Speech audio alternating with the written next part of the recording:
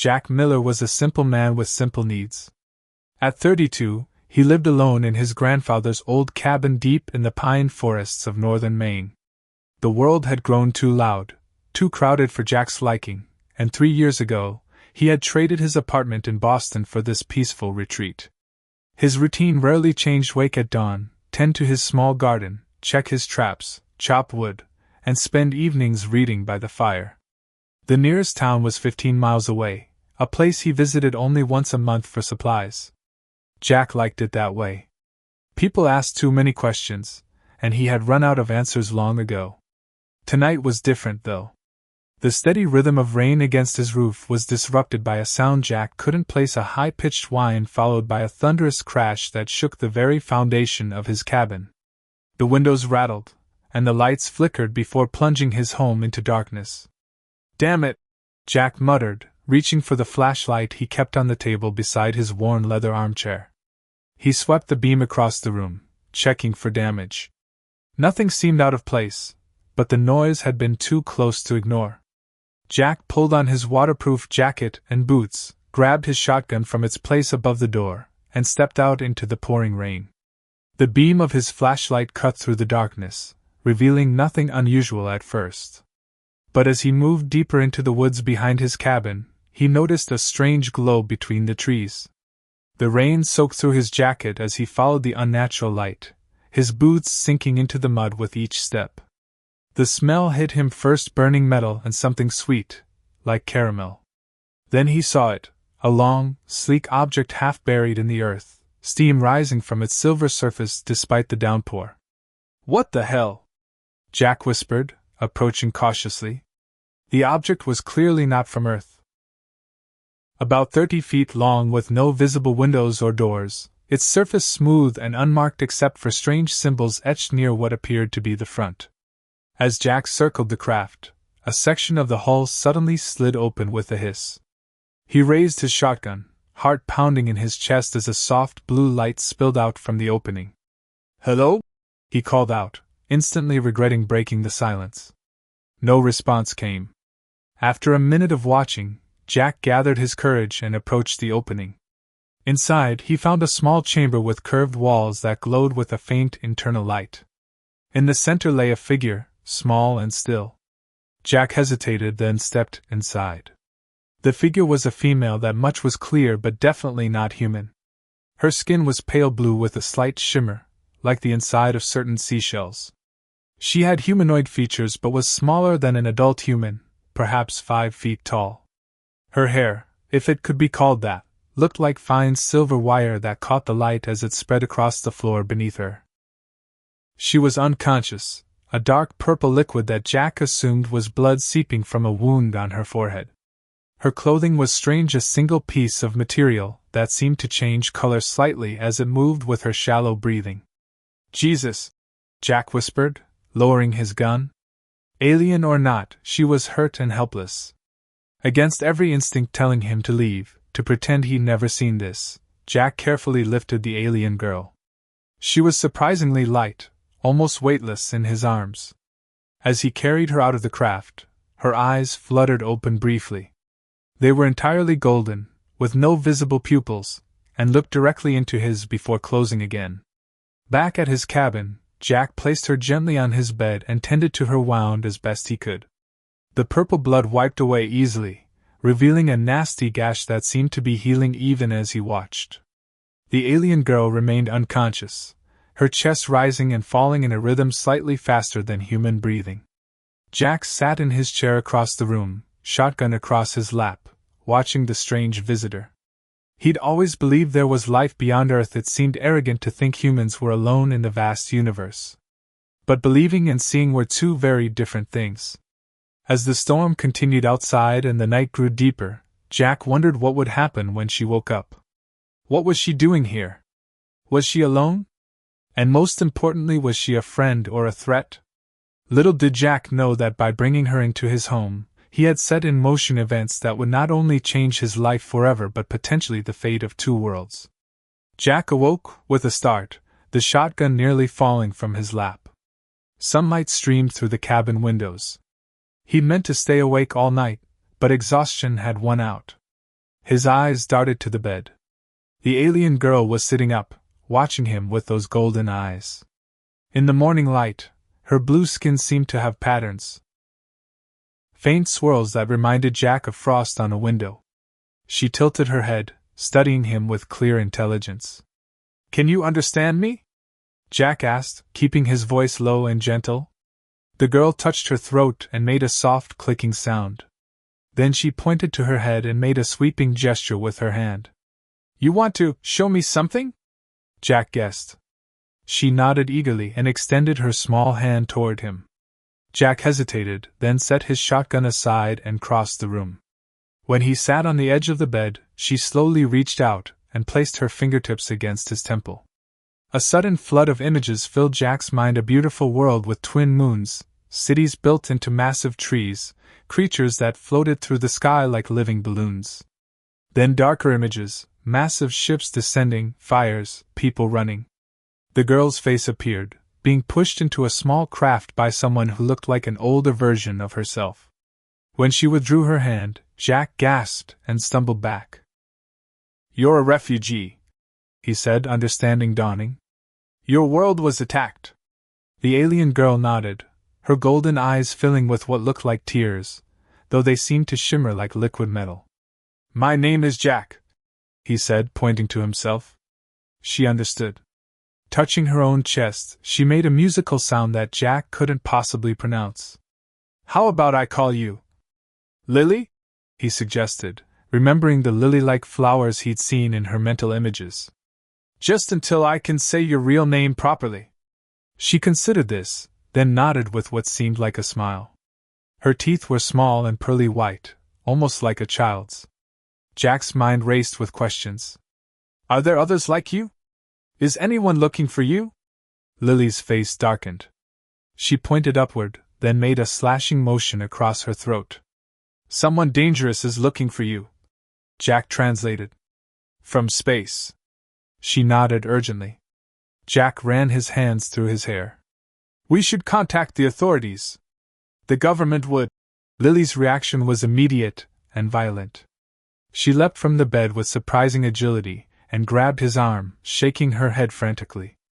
More images flooded Jack's mind: laboratories, tests, pain.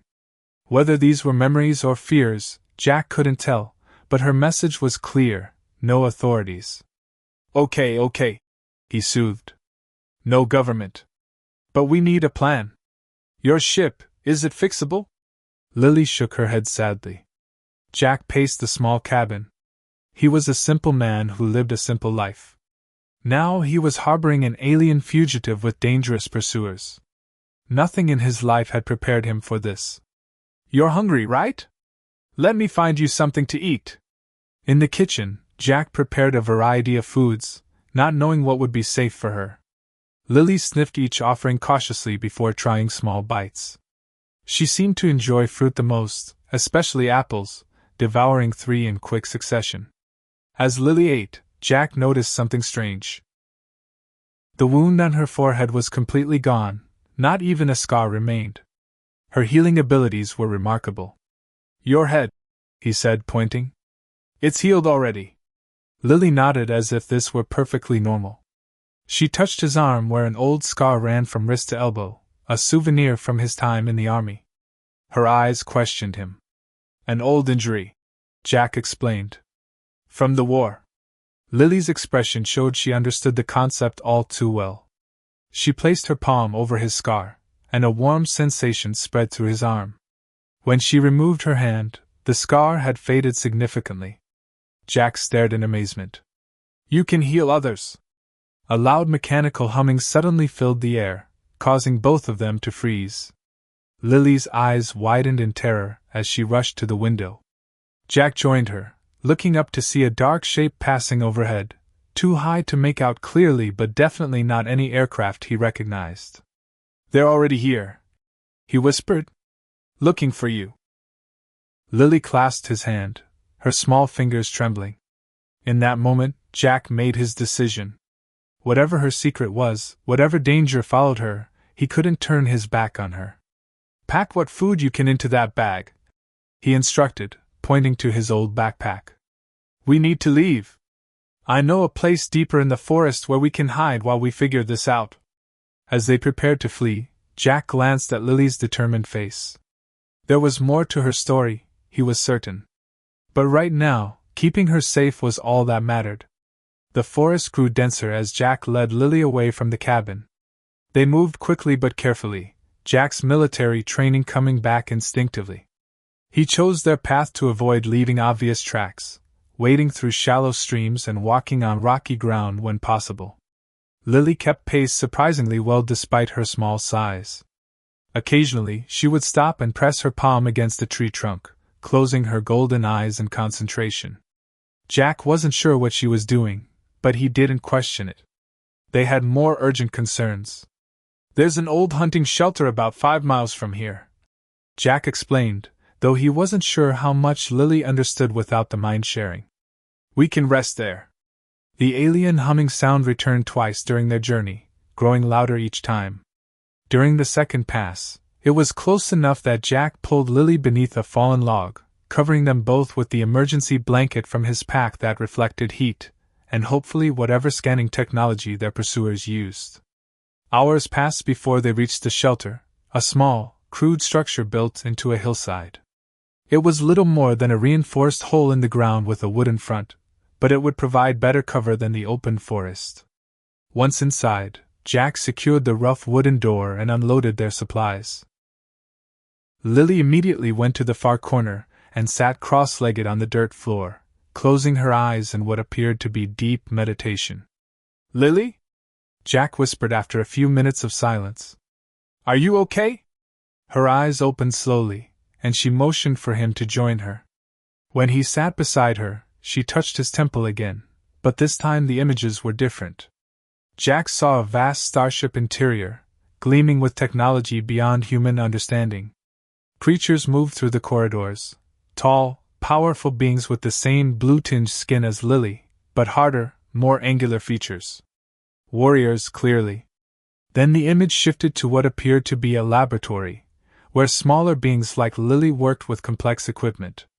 One image lingered longer than the others, a massive chamber filled with thousands of capsules, each containing what looked like a sleeping child of Lily's species. When the connection broke, Jack's head was pounding. "What was that place? With all the children?" he asked. Lily looked down, her silver hair like strands falling forward to hide her face. She pointed to herself, then held up her hands as if cradling something precious. "Those children, they're connected to you somehow?" Jack guessed. "Are they why you're being hunted?" Lily nodded solemnly. A sudden explosion in the distance made them both jump. Jack crawled to the small window cut into the wooden door and peered out. In the direction of his cabin, a plume of smoke rose above the trees. "They destroyed my home," he muttered. The reality of his situation hit him all at once. He was now a homeless fugitive alongside an alien girl being hunted by other aliens with technology far beyond anything on Earth. Lily joined him at the window, her eyes fixed on the distant smoke. She touched his arm and showed him a brief image, his cabin, but intact, rebuilt. "You're promising to fix it?" Jack asked, surprised. "That's not important right now, Lily." She shook her head, frustrated at the communication barrier. She tried again, this time showing him the image of her people working together to build something beautiful from ruins. "You're saying your people can help rebuild? That there are more of you who would help?" Lily nodded eagerly, then pointed upward. Her message became clearer. There were more of her kind who could come to help, but something, or someone, was preventing that. The alien humming returned, much closer this time. Jack extinguished their small light and pulled Lily away from the window. They huddled in silence as a bright searchlight swept across the forest floor outside, passing just feet from their hidden shelter. "They're tracking us somehow," Jack whispered once the light had moved on. "Is there something on you they could follow? A device?" Lily's expression changed, a look of realization crossing her face. She reached behind her neck and withdrew a small, pulsing object barely visible between her fingers. It emitted a faint light that changed from blue to red and back again. "Is that a tracker?" Jack asked. Lily nodded, her expression grim. We need to get rid of it, Jack said, reaching for it. Lily pulled back sharply, shaking her head. She placed the device against her chest, then made a stopping motion with her hand. The message was clear: removing it would harm her. It's connected to you? Physically? She nodded again, then pointed outside and made a throwing motion. You want to plant it somewhere else? Lead them away? Another nod, more enthusiastic this time. Jack considered their options. That might work, but we need to move it far enough away to give us time to escape in another direction. As they began planning their diversion, Lily suddenly stiffened. She grabbed Jack's hand, her golden eyes wide with fear. A new sound had joined the humming, heavy footsteps approaching their shelter. The hunters had found them.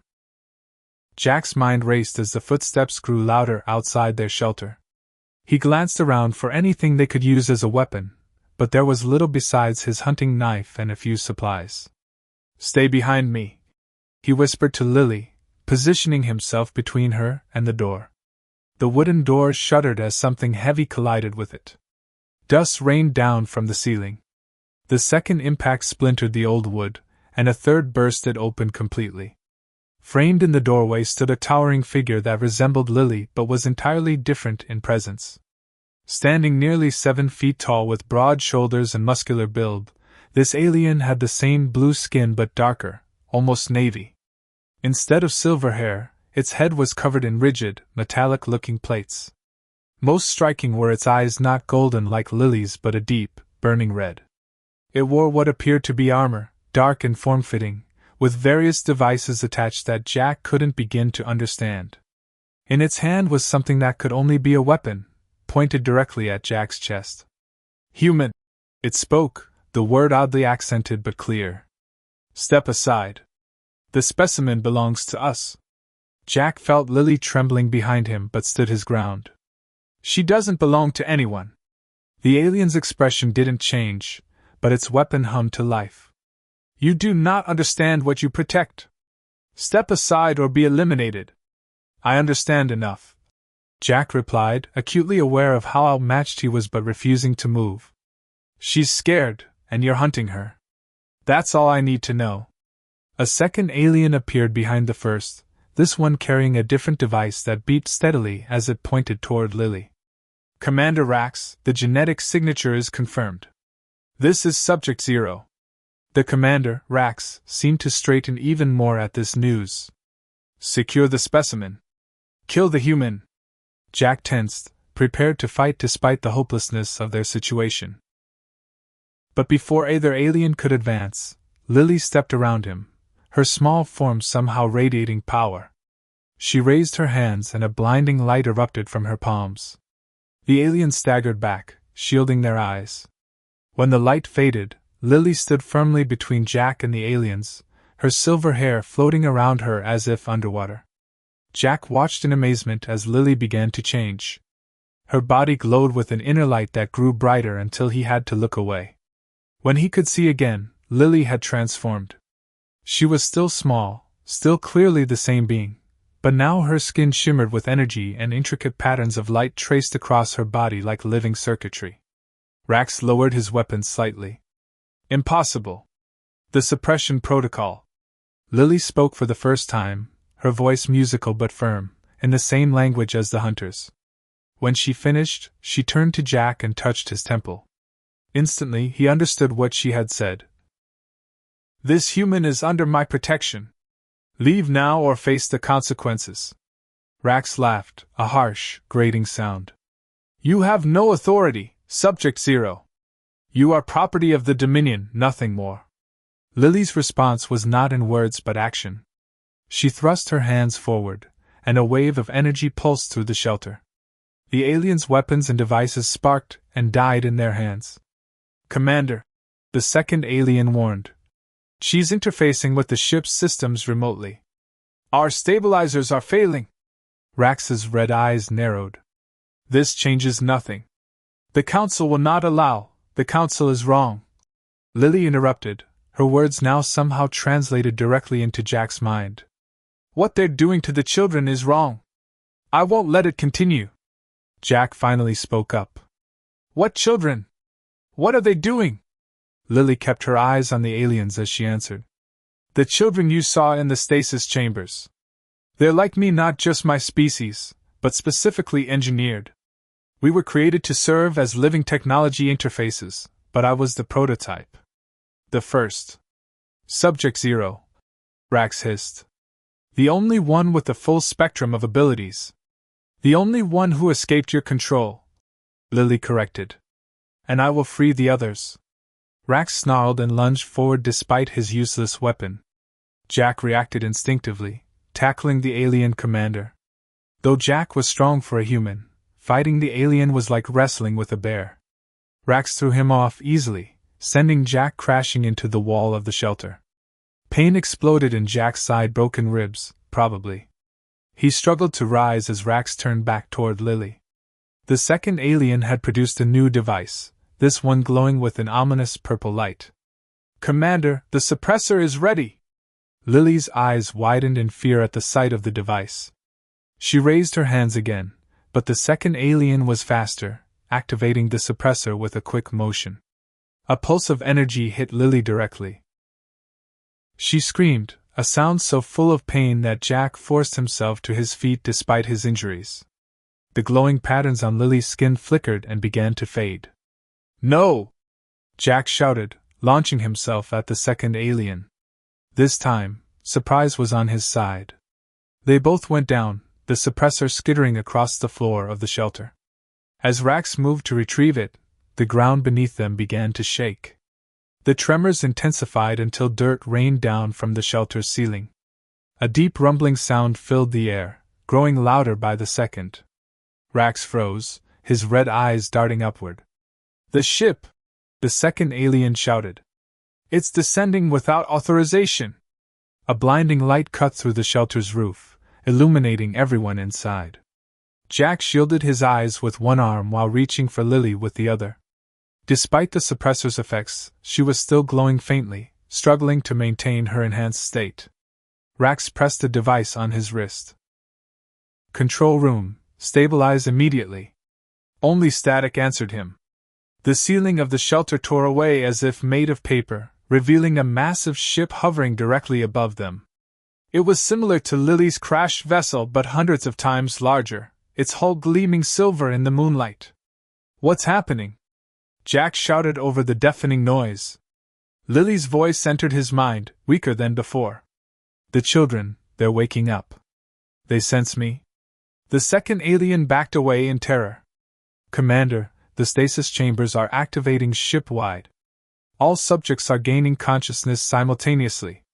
Rax grabbed the suppressor device from the ground and lunged at Lily.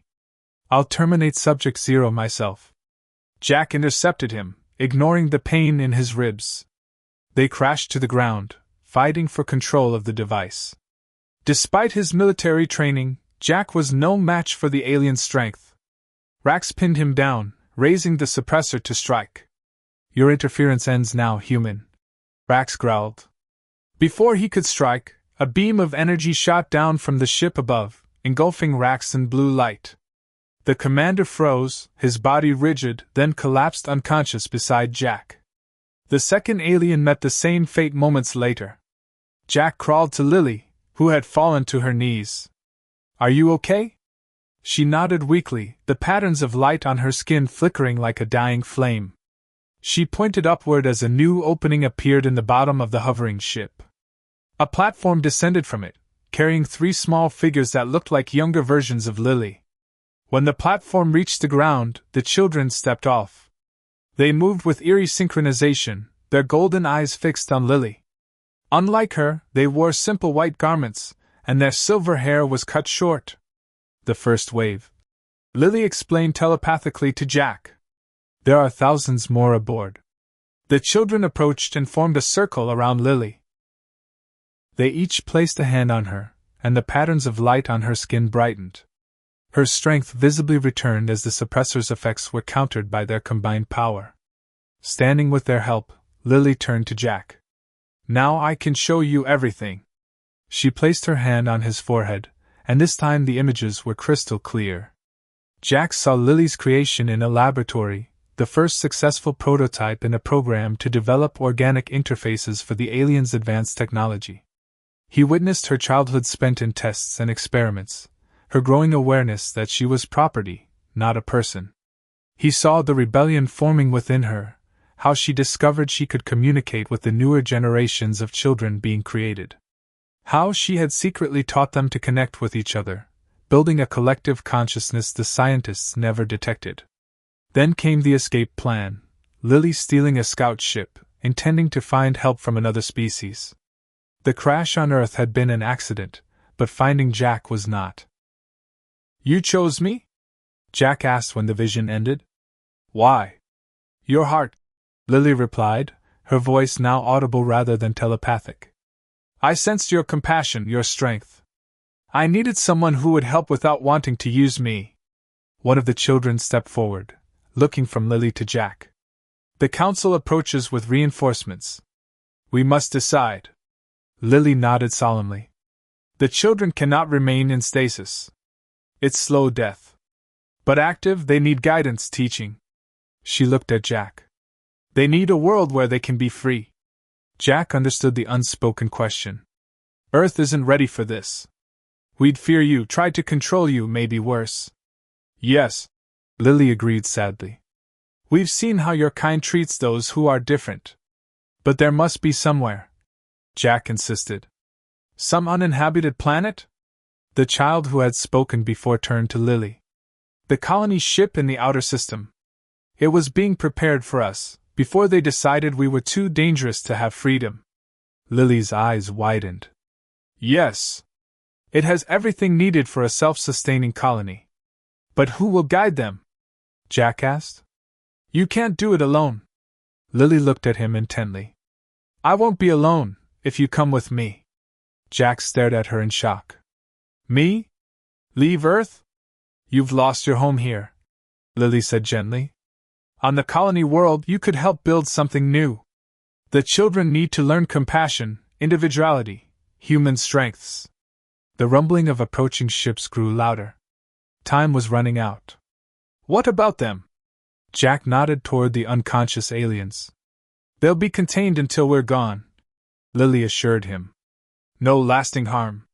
Jack looked around at the ruins of the shelter, thinking of his destroyed cabin. Everything he had known was already gone. But before him stood a future he could never have imagined. "Will I ever come back?" he asked. "One day," Lily promised. "When both our peoples are ready." "We need your answer now," one of the children said, golden eyes fixed on Jack. "The council ships will arrive in minutes." Jack looked at the unconscious forms of Rax and the other alien, then back to Lily. In just 3 days, his entire understanding of the universe had changed. Now he faced the most important decision of his life. "I'll come with you," he said finally.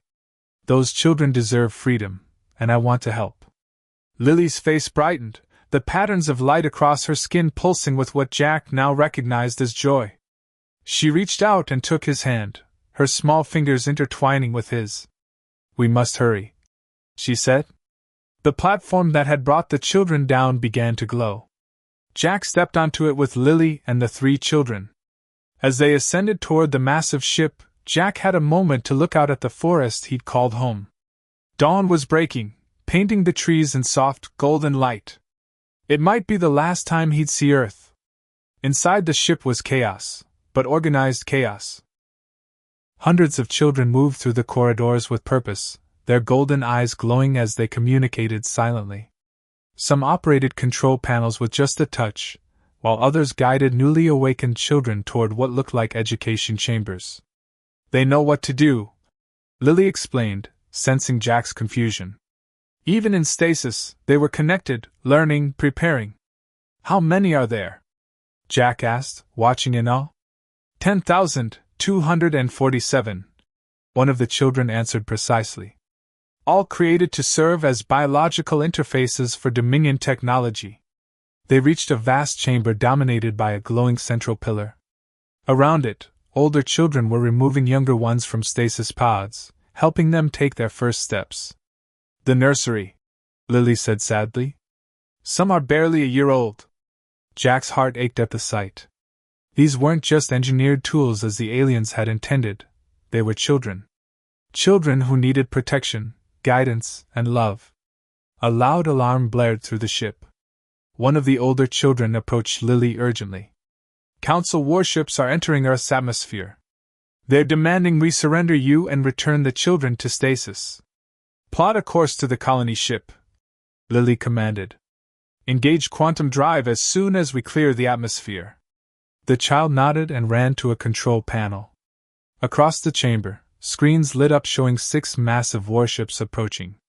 They dwarfed even this enormous vessel. Will we make it? Jack asked. We have to, Lily replied. We'll only get one chance. The ship lurched, and Jack nearly lost his footing.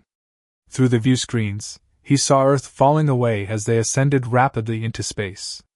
Weapons lock from 3 Council ships, called a child from across the chamber. Lily closed her eyes, the patterns on her skin brightening. Diverting power to shields. The ship shuddered as the first impacts hit. Jack felt helpless, watching as children no older than 10 worked frantically at control panels. Atmosphere breached, announced another child. Quantum drive charging.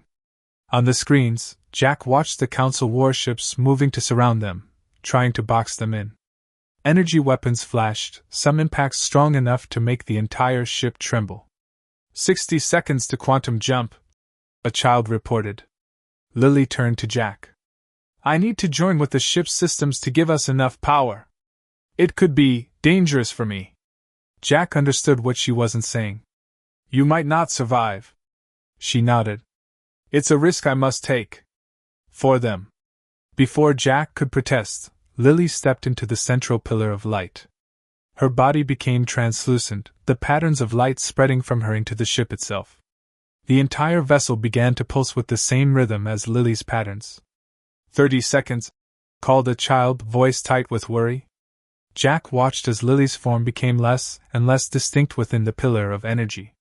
Hold on, Lily, he whispered. 10 seconds. The warships closed in, their weapons concentrating fire on the engines. 5, 4, 3, 2, 1. A blinding flash of light engulfed everything. Jack felt a sensation like being pulled in all directions at once, then sudden stillness. When his vision cleared, the view screens showed only stars, no Earth, no warships. Jump successful, announced the child, relief evident. We've cleared the solar system. All eyes turned to the central pillar where Lily's form was barely visible now, just a human-shaped outline of light. Lily! Jack ran to the pillar but was held back by several children. Wait, said one. She's completing the integration. For several agonizing minutes, nothing happened. Then, slowly, the light began to condense, forming back into Lily's shape. When she finally stepped out of the pillar, she looked different, taller, her features more defined, somewhere between the child she had been and an adult of her species. She walked unsteadily to Jack, who caught her in his arms. You did it, he said. We escaped. Lily smiled up at him. This is just the beginning. It will take us 3 months to reach the colony ship. Then we start building our new home. Around them, the children watched with hope on their faces. Jack realized that to them, he represented something they never had, a connection to a different way of being, to freedom and choice. I don't know the first thing about raising 10,000 kids, Jack admitted. Neither do I. Lily laughed. We'll learn together. As the ship cruised through the stars toward their new destination, Jack thought about the strange path that had led him here. From a solitary man hiding from the world to a guardian for thousands of extraordinary children fleeing persecution. Humanity was meant for the stars, he said quietly. I never thought I'd be the first to truly go. Lily took his hand. Sometimes the most unexpected journeys lead to the most beautiful destinations. Together, they looked out at the endless cosmos that would be their home.